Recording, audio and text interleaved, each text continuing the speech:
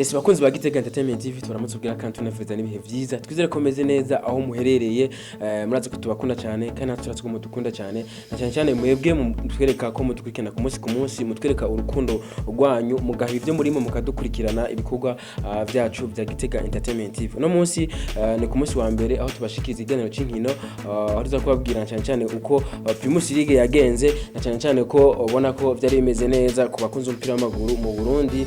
Turaza kubabwira uko inkino zagenze ku mugabane wa Afrika muri za nkino z'umupira w'amaboko handball aho ziko zibera mu gisagara ca Kigali ni mu gihugu cy'u Rwanda. Navyo turaza kuba tubigaruka ko turaza kubabwira uko inkino zimwe zagenze ku mugabane wa Buraya na cyane muri amahiganwa musanzwe mukunda cyane muri ya migwi musanzwe mukunda cyane gose. Turaza kubabwira uko bagiye barakina uko byagiye biragenda. Turaza kubabwira ku munsi wejo hariho Champions League ni ku munsi wejo igenekerezo rya gatandatu ni ku munsi wa kabiri birumvikana aho tuza kubabwira yuko hariho inkino zitandukanye muri Champions League ndetse no ku munsi wa gatatu inkino zikazobandanya ubona yuko ari ku munsi wa mbere wa Champions League niko twobibabwira nuko tubaha ikaze mu kiganiro cacu cyo kuri no munsi wa mbere igenekerezo rya gatanu ubona yuko musanzwe mugwa mudukurikirana kenshi cyane ku wa mbere ndetse no ku munsi wa gatanu makuru yacu yo mu Kirundi nuko twabwira yuko ku munsi wa gatandatu habaye inkino zibiri aho ubona yuko Musongati yaje kuba yakira Olympique Star ku kibuga Ingoma c'Igitega abona ko baje kuba banganya ubusa ku bundi nuko Aigle Noir Club Sportif hariya mu ntara ya Makamba ubona yuko yaje kuba yakira Bujumbura City maze Aigle Noir kuba itsinda igitsindo kimwe ku busa uno mugwi wa Bujumbura City nuko ku rundi ruhande ku munsi wejo ku munsi w'Imana birumvikana ni Kanza United itaje kuba yorohereza uno mugwi wa Magara Young Boys ibitsindo bitatu byose kubusa aho bishaga navuga bati kabisa Kanza United iriko iritegurira neza iriki agaragara neza muri no higanwa ubona yuko ari umugwi uriko ufise n'inkino za Confederation Cup ku rwego rwa Afrika birumvikana nuko besho baganavuga bati kabisa no mugwi wa Kanza United ugenda ugaragara neza twabwira yuko no mugwi wa Kayanza uriko vyitwaramo neza nuko ku rundi ruhande ni Message Ngozi yaje kuba yakira Eraga Top Junior maze Message Ngozi za kwitsinda ibitsindo bitatu kuri kimwe nuko Akbar aza kubatsinda ibitsindo bibiri ndetse na Ali aza kubatsinda igitsindo kimwe. Match yagiye kurangira ari ibitsindo bitatu kuri kimwe nuko ku rundi ruhande ni Bumamuru yaje kuba yakira no mugwi wa Rukinzo maze mabuza kubitsinda igitsindo kimwe kubusa igitsindo cinjijwe n'umusozi kw'izina rya Nduwimana Michael nuko twobabwira nk'ivyo. Ku rundi ruhande ni Atletico New yaje kuba itoroherwa imbere y'abafana bayo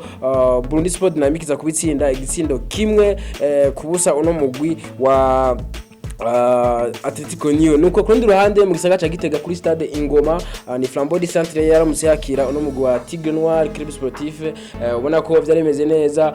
kuri bano basore ba Tigre Noir na basore bameze neza abasore bakiri bato abana ubona yuko bafise kazoza twababwira yuko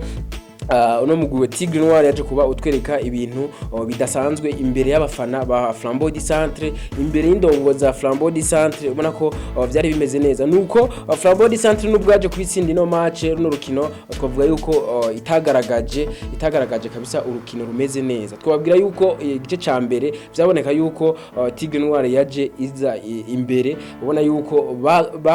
batsinze kabisa igitsindo ca mbere uno mugwi wa Flambeau du Centre mu gice ca mbere ubona yuko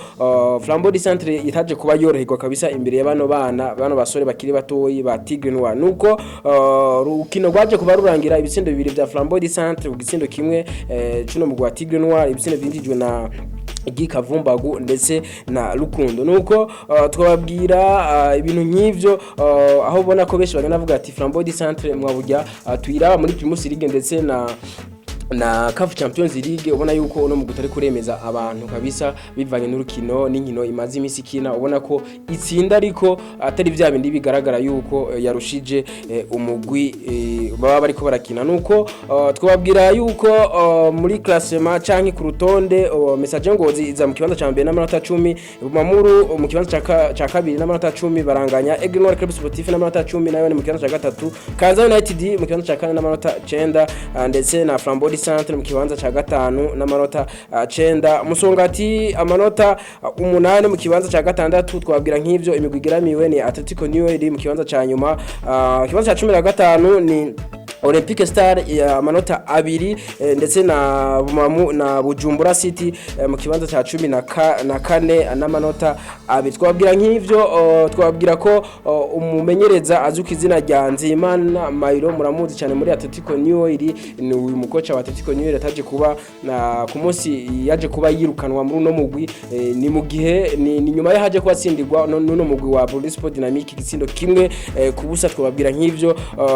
na cyane ko ubona ko no mu Atletico New uri mu kibanza ca nyuma n'inota 1. Twabwira nk'ivyo muri Primus League uko bimeze. Tubibuze kandi ko ku munsi wa gatatu muri za nkino zo kurondera itike yo kuduga mu cicaro ca kabiri, zimwe beshi bita barrage, ubona yuko ku munsi wa gatatu ariho inkino zizoba zibandanya na cyane ko ari match retour. Twabwira nk'ivyo ku munsi wa gatatu igice saa 8 ni Buganda City hariya kuri Stade Runani zo yakiriye no mugwi wa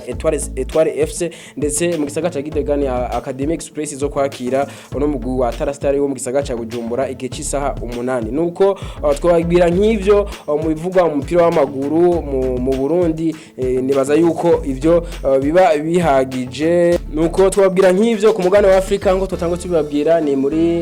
gihugu cy'u Rwanda mu gisagara ca Kigali neza muri arena, ubona ko bimeze neza, aho ubona ko ku munsi wejo baje kuba bakina igice ca kabiri gishira icanyuma. Ku munsi wejo muri handball ku mugane wa Afrika ku munsi wejo Egypt yaje kuba itana mutwe no mugwi serukiya gihugu w'u Burundi, ubona ko Burundi taje kwa bworoherwa kabisa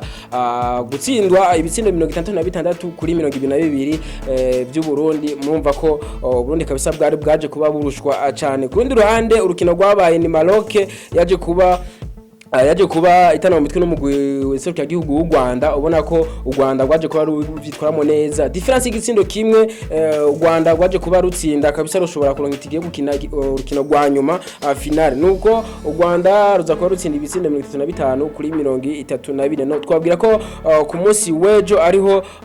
itariki 6 ariho hazoba urukino rwa nyuma finale, ubona ko ruzohuza igihugu cy'u Rwanda ndetse n'igihugu ca Egypt igihe cy'isaha 1 y'ijoro. Birumvikana nuko urukino rwo kuronderera ikibanza ca gatatu ruzokina u Burundi birumvikana ndetse n'igihugu ca Maroc ku munsi weje igihe cy'isaha 11 zo kumuhingamo. Nuko twababwira nk'ivyo ku mugane wa Afrika na cyane mu mupira w'amaboko handball ni nk'ivyo twababwira. Nuko ku mugane wa Buraya twababwira ko ku munsi wejo nako ku munsi wa gatanu ariho baje kuba batangura inkino. Dortmund yaje kuba isinde no mugwi wa Hoffenheim igitsindo kimwe kubusa ku munsi wa gatanu. Nuko bimeze ku munsi wa gatanu ko zagenze, ndetse ku munsi wa gatandatu Everton yaje kubinganya na Liverpool, ubona ko Liverpool itaje kuba ihagarara neza kabisa imbere y'uno mugwi wa Everton ngo ushobore kuba itsinda uno mugwi. Nuko Brentford za kubitsinda ibitsindo 5 kuri 2 no mugwi wa Leeds United. Chelsea za kubitsinda ibitsindo 2 kuri 1 no mugwi wa West Ham. Twababwira nk'ivyo, ndetse ubona ko Manchester City itaje kuba yoroherwa imbere y'abantu bakinyi ba Aston Villa baje kuba kabisa bahagarika no mugwi wa Manchester City igitsindo kimwe ku kindi. Nukurukino rwaje kuba arurangira muri Liga Santander. Twababwira ko Real Madrid yaje kuba ikina ku munsi wa gatandatu, ndetse ubona ko baje kuba batsinda ibitsindo 2 kuri 1 cuno mugwi wa Real Betis. Ku rundi ruhande ni FC Barcelona yaje kuba itsinda kabisa uno mugwi wa FC Sevilla. Beshe bavuga bati kabisa tugomba turabe ko uno mugwi FC Barcelona ushaka guhagarara imbere ya FC Sevilla. Nuko umunota 22 Rafinha zakwategetse mu gitsindo. Robert Lewandowski ku munota 33 umunota wa 36 ndetse Eric Garcia ku munota wa 5. Nuko muri Serie A cyangwa mu gice cy'Ubutaliyano ni Juventus yaje kubitana mutwe no mugwi wa Fiorentina igitsindo kimwe ku kindi, nako ndetse na Lazio ndetse baza kuba batana mutwe no mugwi wa Napoli za kubitsinda igitsindo 2 kuri 1 cha Lazio. Nuko muri Bundesliga Bayern Munchen ntiyaje kuba yoroherwa imbere ya Union Berlin igitsindo kimwe ku kindi baje kuba banganya birumvikana. Nuko Frankfurt za kubitsinda umugwi wa Leipzig ibitsindo 4 byose kubusa. Murumva ko biba ari ibintu bitoroshe. Ku rundi ruhande ni muri muri Ligue 1 canke mu gihugu cy'Ubufaransa ubona ko Nantes yaje kubitana mutwe n'umugwi wa Paris Saint-Germain ibitsindo bitatu kubusa byo n'umugwi wa Paris Saint-Germain nuko twababwira nk'ivyo Angels iza kuba itoroherwa imbere ya Olympique Lyonnais ibitsindo bitanu byose kubusa murumva ko ari ibintu bitangaje nuko uno munsi hari nako ku munsi wejo ubona ko hari urukino rudasanzwe Manchester United ndetse na Arsenal baje ko batana mu mitwe ntibyari byoroshe kabisa abenshi bagana bavuga bati turabino migwi uko iza kuba ibitwaramo nuko Manchester United ntaje kohereza uno mugwi wa Arsenal mu kwitsinda ibitsindo bitatu byose kuri kimwe ubona ko bana basore baje kuba bihagara kabisa imbere y'abafana babo bi Manchester nuko ibitsindo bitatu byose kubusa na Rashford aza kubatereka mu ibitsindo bibiri ndetse na Jadon Sancho aza kubatereka mu igitsindo cambere nuko twobamenyesha yuko inkino nkizo nako ni Anthony umukinyi mushasha wa Manchester United yavuye mu mugwi wa Ajax umunya Brazil yaje kubatereka mu igitsindo cambere byamufashe iminota 35 yonyene gusa kugira ngo ashobore kubona igitsindo ciwe cambere muri Premier League nuko Leicester yaje kuba itana mitwe n'umugwi wa Brighton ubona ko Brighton yaje kubitsinda itababare n'umugwi wa Leicester ibitsindo bitanu byose kuri bibiri twobabwira nk'ivyo uno munsi hari inkino zitegekanije ku ruhande rwa muri Liga Santander Real Valladolid zakuba yakiriye no mugwi wa Almeria muri Serie A birumvikana ko AC Monza aza kuba yatanye mu mitwe no mugwi wa Atalanta twababwira nk'ivyo muri izo nkino zabaye muri weekend na cyane ku mugane wa Buraya nuko twababwira yuko muri Champions League ku munsi wejo bazoba bambikanye kabisa ubona ko umunsi wa mbere w'inkino wa Champions League ku munsi wejo uzoba watanguye twababwira imigwi imwe izoba yatanguye ku munsi wejo ndetse no ku munsi wa gatatu nuko ku munsi wejo muri Ligue des Champions canke Champions League birumvikana Dinamo Zagreb zoba yatanye mu mitwe n'umugwi wa Chelsea Dortmund mu gihugu c'Ubudagi zoba yakiriye no mugwi wa Copenhagen nuko Sevilla zoba yatanye mu mitwe zoba yakiriye no mugwi wa Manchester City ari muri Espagne Salzburg zoba yatanye mu mitwe na AC Milan ndetse Paris Saint-Germain mu gihugu c'Ubufaransa zoba yambikanye na Juventus Benfica zoba yakiriye no mugwi wa Maccabi Haifa ndetse na Celtic zoba yakiriye no mugwi wa Real Madrid Leipzig zoba yakiriye Shakhtar Donetsk aho ni ku munsi wejo ku munsi wa kabiri birumvikana gerezo ya gatandatu ubona ko iyo Champions League ari izoba itangura nuko ku munsi wa gatatu ni Ajax izoba yatanye mu mitwe no mugwi wa Rangers ndetse na Frankfurt zoba yakiriye Sporting ndetse Napoli izoba yakiriye Liverpool Atletico de Madrid zoba yakiriye Porto ndetse Club Brugge zoba yakiriye Leverkusen ndetse na Barcelona ku munsi wa gatatu zoba yakiriye no mugwi wa Victoria Inter de Milan izoba yakiriye Bayern Munich ndetse na Tottenham zoba yakiriye Olympique de Marseille aho ni ku munsi wa gatatu nuko nivyo twababwira kubijanye na UEFA Champions League izoba batangura ku munsi wejo ndetse no ku munsi wa gatatu turangize kuri kano gakuru ko muri Real Madrid ikinyamakuru Marca cyo mu gihugu ca Espagne na cyane mu gisagara ca Madrid aho bona ko banditse bavuga bati Real Madrid ngo ntiyababaye cyane kubona itasingishije uno musore azi kwizina rya Erling Haaland ubona ko yasinye muri Manchester City avuye muri Dortmund ati ntibababaye cyane kubona batasingishije uno musore azi kwizina rya Erling Haaland ubona yuko